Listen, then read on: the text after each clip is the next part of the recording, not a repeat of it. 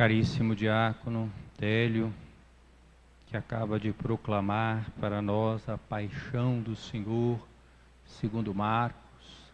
Queridos irmãos e irmãs, com esta liturgia do domingo de Ramos e da paixão do Senhor, nós abrimos a Semana Santa, realizada, celebrada de uma maneira especial nesse contexto de pandemia em que nos encontramos, com celebrações sem a presença do povo, sem a bênção de ramos e a procissão de ramos que fazemos com a proclamação do Evangelho da entrada de Jesus em Jerusalém, entrada festiva em que ele é aclamado e que aqui foi evocada pelo canto de entrada pela segunda vez consecutiva.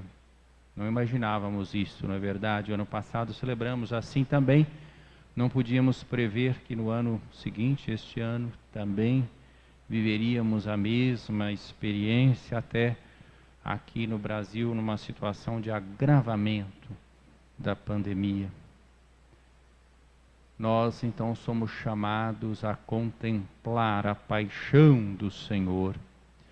Os evangelhos, eles são escritos a partir da paixão. Há estudiosos que dizem claramente que os evangelhos são relatos da paixão com uma longa introdução. Eles foram escritos assim, a partir desse anúncio da paixão, que era o anúncio que impactou mais diretamente a igreja primitiva. Os apóstolos ficaram todos muito impressionados e a primeira comunidade cristã com a paixão do Senhor. Como foi possível que aquele que passara entre nós fazendo o bem, aquele que só espelhara bondade, misericórdia, amor, fidelidade ao Pai, como pôde ser recusado, como pôde enfrentar essa paixão cruenta até a morte e morte de cruz? É verdade que a comunidade já experimentava, quando escreve o Evangelho, o poder da ressurreição do Senhor.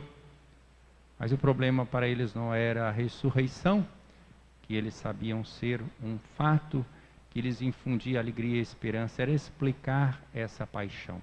É claro que não podemos aqui, em pormenores, meditar os passos da paixão, é um texto longo.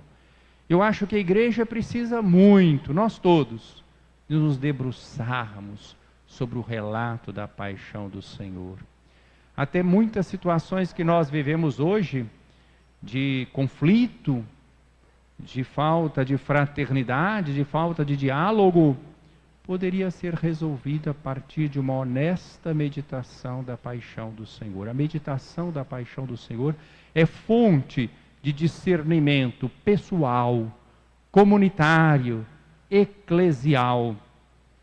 Dizem os padres da igreja, São Gregório Nazianzeno, por exemplo, que na paixão nós podemos encontrar e nos identificar com os diversos agentes da paixão, alimento para a nossa caminhada de fé. Santo Tomás de Aquino também fala disso, que na paixão do Senhor nós encontramos tudo o que nós precisamos para a vivência do discipulado de Jesus Cristo.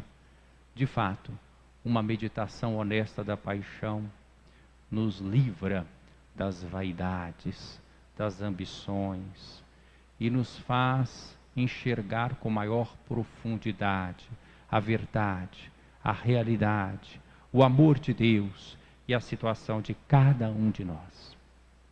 Gostaria só de sublinhar alguns aspectos da paixão segundo Marcos. Cada ano na Semana Santa é assim.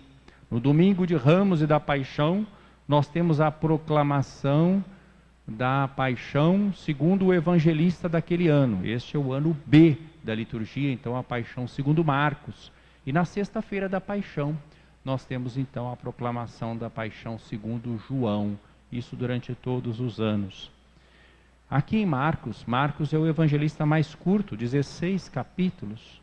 Ele dedica 2 capítulos à paixão do Senhor. Capítulo 14 e capítulo 15. Mas que são precedidos por outros capítulos que, desde que no capítulo 8 é respondida aquela pergunta fundamental sobre a identidade de Jesus, quem dizem os homens que eu sou?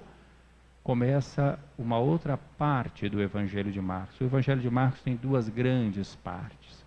Na primeira parte, nós vemos que a insistência sobre compreender o que Jesus diz, o que Jesus ensina, o que ele realiza, os milagres. Jesus fala em parábolas. Muitas vezes as pessoas não compreendem. As parábolas tentam ajudar as pessoas a irem além das palavras e provocam as pessoas a uma compreensão. A segunda parte já é diferente. Na segunda parte, depois dessa resposta, que tu és o Cristo, então nós vemos que por 3 vezes no Evangelho segundo Marcos, Jesus anuncia a sua paixão, a sua morte e a sua ressurreição. A partir do momento em que aqueles discípulos, eu vou usar a expressão aqui, porque inclusive na nossa paróquia nós temos catecúmenos, e logo depois no período pascal nós teremos, com a graça de Deus, os sacramentos da iniciação cristã com esses catecúmenos. Nós todos somos, de certa forma, o Evangelho de Marcos é por excelência o Evangelho do catecúmeno, da iniciação cristã. Então na primeira parte nós vamos sendo preparados para compreender quem é Jesus, o seu messianismo. Mas na segunda parte, nós somos convidados não só mais a compreender, mas a entrar no mistério de Jesus. Na primeira parte, eu apelo à compreensão, que não é evidentemente só uma compreensão intelectual, de pensamento, é uma adesão de coração. Parece que Jesus então preparou os catecúmenos e à altura do capítulo 8, ele já tem um grupo bem formado, aqueles 12. Ele passa então a se dedicar especialmente à formação desses 12. E ele quer preparar esses 12, quer preparar todos nós, toda a igreja, para o que vem depois. A sua paixão, a sua morte, a sua ressurreição, mostrando que tipo de messianismo é o seu, porque já foi confessado que Jesus é o Cristo, o ungido, o Messias. Agora se trata de entrar nesse mistério. É o grande movimento da nossa vida, meus irmãos. Nós todos somos catecúmenos e seremos até o final da vida, mesmo os que fomos batizados. Somos sempre aprendizes, somos sempre discípulos. E devemos ser missionários. E é sempre um convite a entrarmos. A Semana Santa sempre é uma ocasião para nós de novidade, de saborear de novo essas palavras, de celebrar, mesmo em meio à pandemia, mesmo em meio a essa situação adversa. Mas é a ocasião talvez de uma interioridade maior da nossa parte, de nos debruçarmos de forma orante sobre a paixão do Senhor, que deve ser retomada ao longo desta Semana Santa, em casa, em família, nas oportunidades que nós temos aí de isolamento social. Eu queria então chamar a atenção para essa entrada no mistério, alguns aspectos desses capítulos 14 e 15. O primeiro aspecto, nós vemos que o relato começou lá, ainda naquele acolhimento, naquela casa, onde aquela mulher derrama o perfume sobre Jesus. Eu não vou falar sobre o perfume, não vou falar sobre a discussão que houve, isso volta durante a Semana Santa. Eu queria falar sobre aquela última ceia, em que Jesus, que sabe que vai ser traído, sabe que vai ser abandonado, que já havia dito por 3 vezes aos seus discípulos mais próximos que o Filho do Homem sofreria muito, seria morto e ressuscitaria. Jesus sabe que vai ser traído por um daqueles seus discípulos mais próximos. Jesus sabe que Pedro, que faz tantas promessas de fidelidade sinceras, homem sincero que é, vai também negá-lo. Jesus sabe que todos os outros vão fugir, vão abandoná-lo naquele momento. Até um jovem, e hoje eu estou me dirigindo também especialmente aos jovens, até um jovem suspeita-se que seja o próprio Marcos, porque é um Só isso aparece no Evangelho de Marcos. Um jovem foi agarrado nas suas vestes, ele deixou eles com as vestes e preferiu fugir nu do que ficar com Jesus. Todos o abandonam. Jesus sabe disso. Mas ele tem uma companhia fundamental, que é a companhia do Pai, e que lhe dá o discernimento para enfrentar toda essa situação adversa com serenidade. Ele sofre, sim. Sofre fisicamente, sofre psiquicamente, sofre moralmente, sofre espiritualmente, mas ele também se entrega. E a prova disso é na última ceia. Sabendo de tudo isso, celebrando a Páscoa judaica, Jesus pega o pão e diz: tomai e comei, meu corpo dado por vós.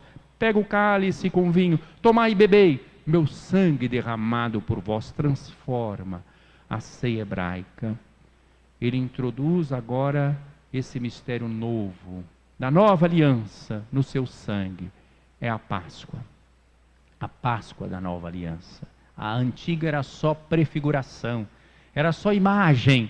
Agora chegou a realidade que nós celebramos também em cada Eucaristia. Jesus então transforma em oferta, em sacrifício, em coisa sagrada, toda a sua paixão. Vamos agora para o Getsêmani, pulando também alguns diálogos, porque nós poderíamos, dá até para fazer uma outra via sacra, viu?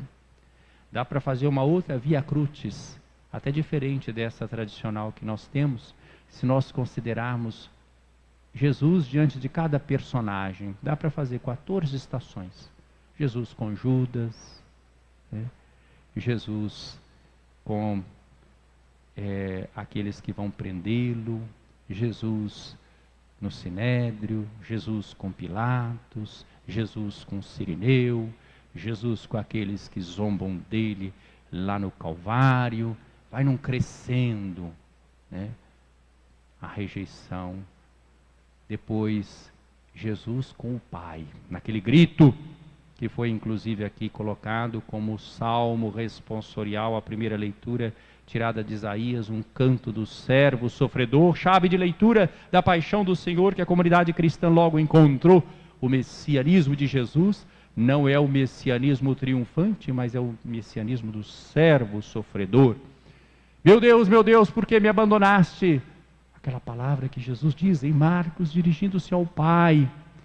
É uma palavra dramática que mostra todo o seu isolamento, mas a partir daí, neste crescendo que foi, começa a consolação de Jesus.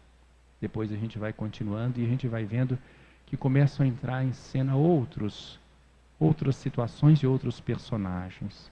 Meu Deus, por que me abandonaste? Ele realmente é abandonado e se entrega e conhece a morte. Mas aí nós vemos a confissão de fé do centurião, de um pagão, que representa aqueles que depois acolheriam Jesus. Verdadeiramente este homem era o Filho de Deus. Depois se fala daquelas mulheres que lá estavam, numerosas, são nomeadas, aquelas que estavam junto de Jesus, e todos abandonavam, as mulheres estavam ali, elas têm nome, têm rosto, e dizem que são muitas outras. Presença consoladora. Aparece José de Arimateia, que vai pedir o corpo a Pilatos, um homem importante do Sinédrio, e agora perde o medo, e que agora consegue então esse corpo do Senhor e vai sepultar o Senhor. E as mulheres que veem onde esse Senhor é colocado, começa então a partir do meu Deus, me abandonaste, uma série de pequenas cenas de consolação, de paz. Jesus cumpriu a sua missão. Mas no Getsêmani, Jesus dá uma outra demonstração de oferta. Ele reza, ele se dirige ao Pai, que é a sua grande companhia em toda a paixão. Pai, se for possível, afasta de mim esse cálice, mas não se faça a minha vontade, senão a tua. E ele se entrega. Os outros estão dominados pelo sono. Depois vem aqueles que vêm prendê-lo. Jesus rejeita também a violência. Quem quer defendê-lo com a espada, cortando a orelha de Malco, mostrando que Jesus não aceita defesas em nome de Deus, que usem violência. Nós não podemos justificar a violência em nome de Deus. Isso é trair o Evangelho, como eu disse mais uma vez. A leitura, a meditação da paixão do Senhor resolveria todos esses problemas que nós temos de polarização e de conflito também no âmbito religioso. Porque confrontados com a paixão do Senhor, nós devemos guardar um profundo silêncio reverente e aquietar o nosso coração e compreender como Deus se revela definitivamente como puro amor, misericordioso e inclusivo, promotor do diálogo de salvação, que é marcado não só por palavras, mas também por um eloquente silêncio que Jesus cultiva na sua paixão. Jesus vai diante do Sinédrio e ali vem todo o processo judicial é equivocado, absurdo, tanto do religioso como o civil, mas ali não conseguem testemunhas, não consegue, ninguém que consiga concordar para acusá-lo, não tem sustentação a acusação contra Jesus, e até então começa a deturpar a sua palavra. Esse homem disse que vai destruir o templo, né? Ele não disse isso, ele disse: destruí este templo e em 3 dias eu o reedificarei. Ele se referia ao templo do seu corpo, uma alusão à sua morte e ressurreição. Mas eles deturpam, mas nem assim havia concordância. Ninguém conseguia prova contra Jesus, não havia do que acusá-lo. Então o sumo sacerdote, com a sua autoridade, interpela Jesus, e aí Jesus quebra o silêncio. Ele quebra o silêncio em poucas vezes. Lá no Getsêmani, ele quando recusa a violência. Agora aqui, quando ele é interpelado, não quando ele é acusado, ele não responde às acusações. Mas quando o sumo sacerdote diz: nada respondes sobre o que te acusam? Ele então diz, porque ele perguntou: diga-nos, tu és o Filho de Deus, o Filho do bendito. Quer dizer, o Filho de Deus, que não é mencionado o nome de Deus, né? Tu és o Messias, o Filho do Deus bendito. E ele diz: eu sou. E Jesus diz que eu sou, que é uma alusão justamente à revelação de Deus no Antigo Testamento.